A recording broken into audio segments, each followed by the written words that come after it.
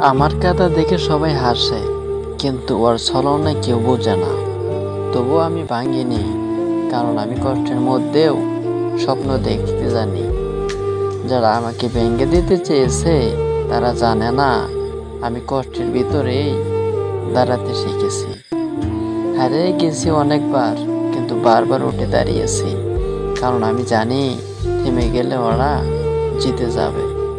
কষ্ট আমাকে শেখায় কার জন্য কাঁদতে হয় আর কার জন্য লড়তে হয়। সবচেয়ে বড় কষ্টটা তখনই হয় যখন যাকে বিশ্বাস করেছিলে সেখান থেকে ছুড়ে মারে। তুমি বলেছিলে পাশে থাকবে, কিন্তু আমি বুঝতে পারিনি ছায়াও কখনো মানুষকে ছেড়ে যেতে পারে।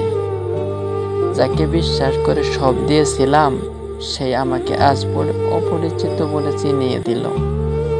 ক্লাসে আমি চুপচাপ, কারণ কষ্ট এখন আর কারো কাছে প্রকাশ করি না। বন্ধু বলেছিল সব সময় পাশে থাকবে, এখন আমার পাশে শুধু নীরবতা বসে আছে। সবার আড্ডায় আমি থাকি, কিন্তু কারো হৃদয়ে আমার জায়গা নেই। কলেজে যত মুখে হাসি দেখি তার অর্ধেকের চোখে রাতভর কান্না জমা থাকে। ক্লাসে বই পড়ি আর মনে শুধু প্রশ্ন, সে কি আমার কথা এখনো মনে রাখে?